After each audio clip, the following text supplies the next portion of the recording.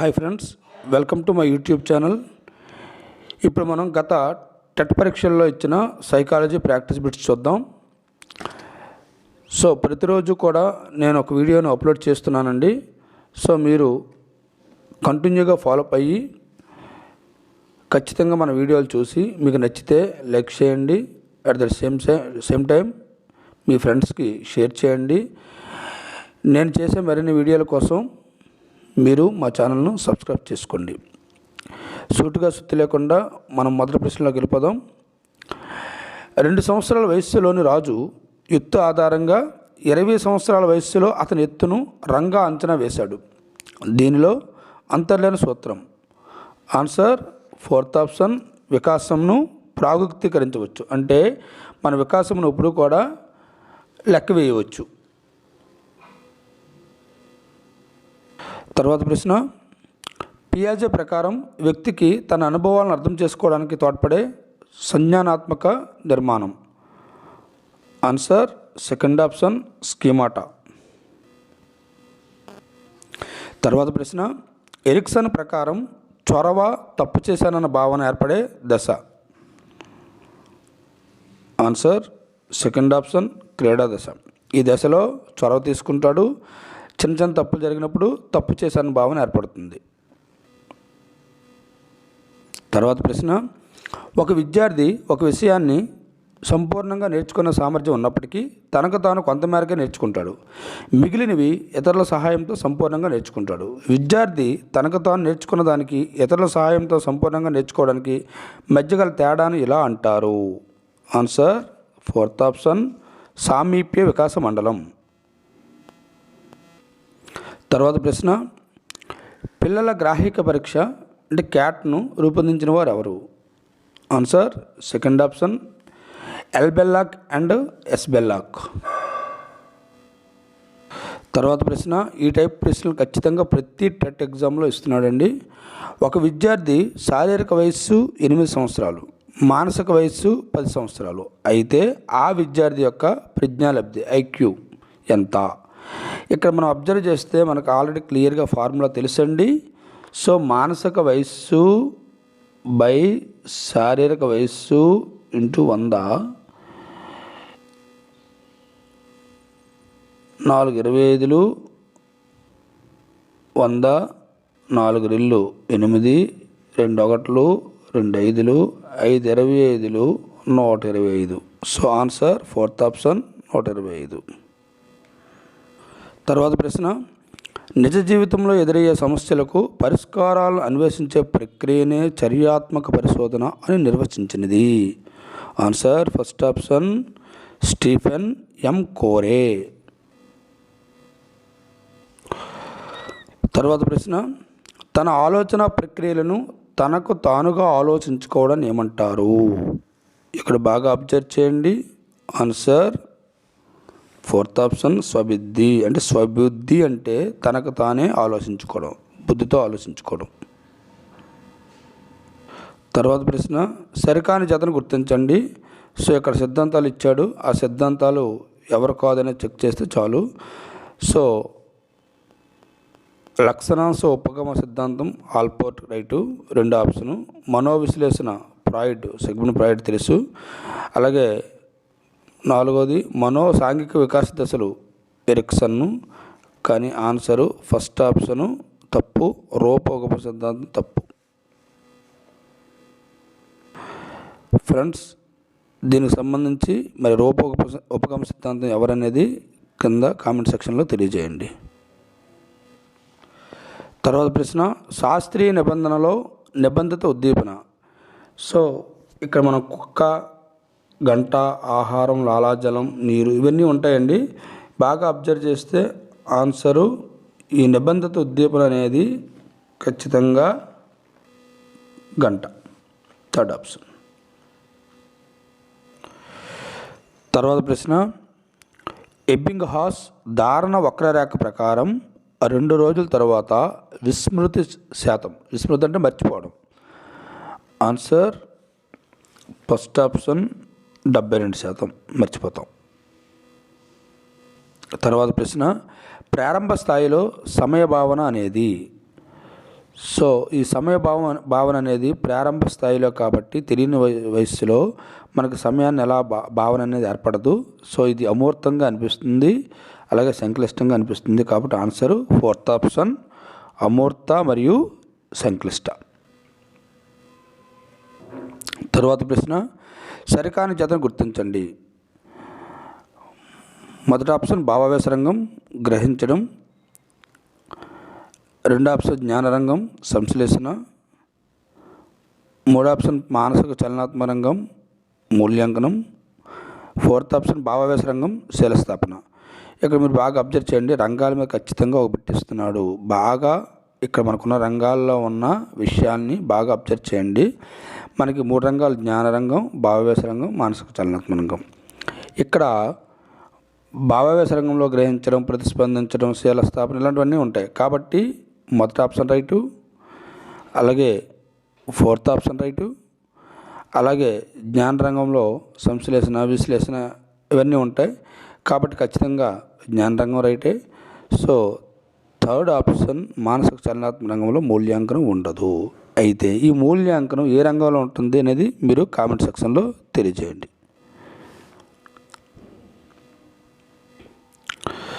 తర్వాత ప్రశ్న, రాజు 25 అర్ధరహిత పదాలు గల జాబితాను 20 ప్రయత్నాలలో నేర్చుకున్నాడు. మొత్తం ప్రయత్నాల సంఖ్య చూడండి 20. ఒక వారం తర్వాత అదే జాబితా తిరిగి నేర్చుకున్నాడు. ఈసారి 8 ప్రయత్నాలు పట్టింది. అతని పొదుపు గణన ఎంత? సో ఇక్కడ ఎన్ని ప్రయత్నాలు తగ్గాయి మనకు బాగా అబ్జర్వ్ చేయండి. 12 ప్రయత్నాలు తగ్గాయి. ఎన్ని ప్రయత్నాలకి? 20 ప్రయత్నాలకి ఇంటూ 100. సో ఇక్కడ 25లు 5 12లు 60% పొదుపు కన్నా జరిగింది. So answer second option 60. Friends, ఈ టైప్ ప్రశ్నలు కూడా చాలా అన్ని ఎగ్జామ్స్లో ఇస్తున్నాడు. కుడి చేతితో బొమ్మలు వేసే వ్యక్తి ఎడమ చేతితో కూడా సులభంగా వేయగలిగితే అది ఈ రకమైన అభ్యసన బదలాయింపు. సో అంటే 2 చేతులతో వేయగలుగుతున్నాడు, అంటే అంటే 2 పార్శ్వాలను ఉపయోగిస్తున్నాడు. కాబట్టి ఆన్సర్ 4th ఆప్షన్ ద్విపార్శ్వ. ఇక్కడ బాగా అబ్జర్వ్ చేయండి.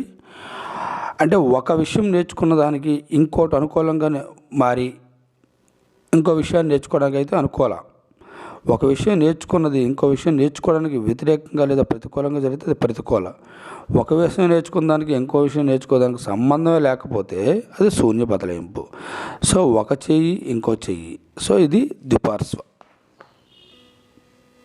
తర్వాత ప్రశ్న, ఆకృతి క్షేత్ర సంబంధాన్ని మొదట వివరించిన వారు ఎవరు? So answer 3rd option Rubin. తర్వాత ప్రశ్న, బ్రోనర్ బోధనా సిద్ధాంతం ఈ ప్రేరణకు అధిక ప్రాధాన్యతను ఇచ్చినది. సో ఆన్సర్ అధిక ప్రేరణ అంటే అధిక ప్రాధాన్యత ఏ ప్రేరణకు ఇస్తారంటే ఖచ్చితంగా ఆన్సర్ 3rd ఆప్షన్ అంతర్గత ప్రేరణ. గత వీడియోలో చెప్పుకున్నాం. అంటే తనకు తానుగానే ప్రేరణ పొంది సో ఏదైనా సాధించగలిగినా లేదా ఏదైనా నేర్చుకుంటే అది అంతర్గత ప్రేరణ. ఈ అంతర్గత ప్రేరణ వల్లనే మామూలు వ్యక్తులు కూడా చాలా గొప్ప వ్యక్తులుగా తీర్చిదిద్దబడతారు. తర్వాత ప్రశ్న, ఎమోషన్ అను పదం క్రింది పదం నుండి ఏర్పడింది. So answer second option Latin పదమైన ఎమోవర్. తర్వాత ప్రశ్న, అభ్యసనం అంటే అనుభవం, శిక్షణ ద్వారా ప్రవర్తనలో మార్పు జరిగే చర్య. ఈ నిర్వచనం ఇచ్చిన వారు ఎవరు? సో ఆన్సర్ మనందరికీ తెలుసు, ఫస్ట్ ఆప్షన్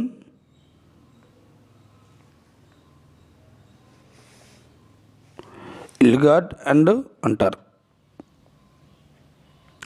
తర్వాత ప్రశ్న, చదవడంలో ఆసక్తతకు కారణం. Answer first option alexia.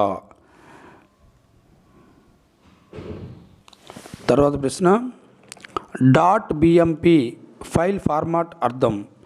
ఈ టైప్ బిట్స్ ఖచ్చితంగా ఇస్తున్నాడండి, జాగ్రత్తగా అబ్జర్వ్ చేయండి. Answer second option bit map files. తర్వాత ప్రశ్న, ట్రాఫిక్ లైట్లకు అనుగుణంగా డ్రైవింగ్ చేయడం అనేది దీనికి చెందును. సో ఆన్సర్ సెకండ్ ఆప్షన్ ఉద్దీపన విచక్షణ. తర్వాత ప్రశ్న, ఈసీసీఈ అనగా answer fourth option early childhood care and education. తర్వాత ప్రశ్న, ఆర్టీఈ 2009 ప్రకారం అనే పేరు the right of children free and compulsory ఎడ్యుకేషన్గా తెలియజేసే సెక్షన్.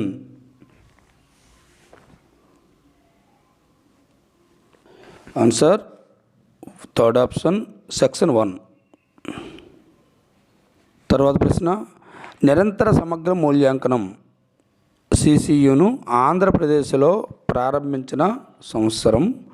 ఆన్సర్ మన అందరికీ తెలుసు, సెకండ్ ఆప్షన్ 2012-13. తర్వాత ప్రశ్న, లక్ష్మి ప్రేమలో వైఫల్యం చెందినది, అది మర్చిపోవటకు ఆమె కవితలు రాయడం మొదలుపెట్టింది. ఇది ఒక డాష్. సో మనం బాగా అబ్జర్వ్ చేయండి. సెకండ్ ఆప్షన్ ఉదాత్తీకరణ, అంటే తన బాధని పోగొట్టుకుంటూ ఒక గొప్ప విషయం వైపు ముందుకు వెళ్తుంది, అంటే ఆమె మరొక మంచి విషయాన్ని చేస్తుంది, కాబట్టి ఇది ఉదాత్తీకరణ. ప్రక్షేపణ అంటే తనకు జరిగిన బాధ ఇంకొకరి మీద చూపించడం. అలాగే ప్రతిచర్య అనేది మీకు తెలుసు, అంటే ఆ కోపాన్ని ఇంకొకరి మీద చూపిస్తూ వాళ్ళని కూడా ఇబ్బంది పెట్టడం. ఇలాంటివి కాకుండా తనకు తాను మాత్రమే గొప్ప వ్యక్తిగా తీర్చిదిద్దబడుతుంది, కాబట్టి ఇది ఉదాత్తీకరణ అని వస్తుంది. తర్వాత ప్రశ్న, ఉడాసిటీ అనేది ఆన్సర్ ఫస్ట్ ఆప్షన్ MOOCS మూక్స్ను అందజేసే సంస్థ. ఈ టైప్ బిట్స్ ఖచ్చితంగా ప్రతి ఎగ్జామ్లో వస్తుంది, రిపీటెడ్గా జాగ్రత్తగా అబ్జర్వ్ చేయండి. తర్వాత ప్రశ్న, ఆంధ్రప్రదేశ్లో అమలుపరుస్తున్న సర్వేపల్లి రాధాకృష్ణ విద్యార్థి మిత్ర పథకం ఉద్దేశ్యం. ఇక్కడ అబ్జర్వ్ చేయండి. ఆన్సర్ థర్డ్ ఆప్షన్ విద్యార్థికి అవసరమైన వస్తువుల్ని అందించడం. ఫ్రెండ్స్, ఇలాంటి ప్రాక్టీస్ బిట్స్ బాగా మీరు ప్రాక్టీస్ చేస్తే ఇందులో ఉండే 50% బిట్స్ వచ్చే అవకాశం ఉంది. At that same time A type bits వస్తున్నాయో మీరు బాగా అబ్జర్వ్ చేసి ఆ మూలాలను బాగా చదివితే 80% మీకు ఖచ్చితంగా బిట్స్ వస్తాయి. సో అదేవిధంగా కొన్ని బిట్స్ మీరు కంఠస్థ పెట్టుకోవాలి, కొన్ని బిట్స్ని ఆలోచన చేసి చదవాలి, కొన్ని బిట్స్ని ప్రామాణికంగా అక్కడక్కడ ఆలోచించగలగాలి. సో ఇలా మరి ప్రతిదాన్ని ఆలోచిస్తే మరొక 10% కూడా ఈజీగా ఐడెంటిఫై చేస్తారు.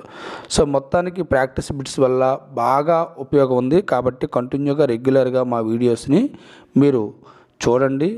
మీకు నచ్చితే లైక్ చేయండి, లైక్ చేయడం మాత్రం మర్చిపోవద్దు. మీరు చేసే లైక్ వలన అలాగే సబ్స్క్రైబ్ వలన ఖచ్చితంగా నేను మరిన్ని వీడియోలు అంటే నెక్స్ట్ డిఎస్సికి కూడా చాలా అద్భుతంగా పిన్ టు పిన్ను పార్ట్ల వైజ్గా బుక్స్లో ఉన్నవి మాత్రమే చెప్పడానికి ప్రయత్నం చేస్తాను.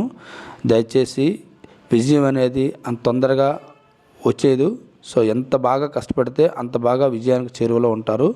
దయచేసి అర్థం చేసుకోండి, ఓపికగా చదవండి, ఓపికగా నేర్చుకోండి, అలాగే మీరు ప్లాన్డ్గా ప్రిపేర్ అవ్వండి. నా యొక్క సహకారం మీకు ఖచ్చితంగా ఉంటుంది. చివరి ప్రశ్న, భాషా గ్రహణ యంత్రం LED భావన వీరికి సంబంధించినది. So answer second option Chomsky. Thank you friends, thank you very much.